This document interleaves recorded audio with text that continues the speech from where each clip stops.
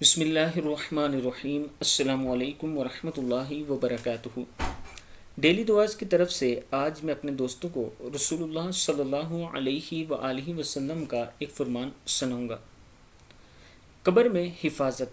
रसूलुल्लाह सल्लल्लाहु अलैहि व आलिहि वसल्लम ने इरशाद फरमाया, आदमी जब कब्र में दफन किया जाता है तो फरिश्ता सर की तरफ से अजाब देने के लिए आता है तो तिलावत कुरान इसे दूर कर देती है।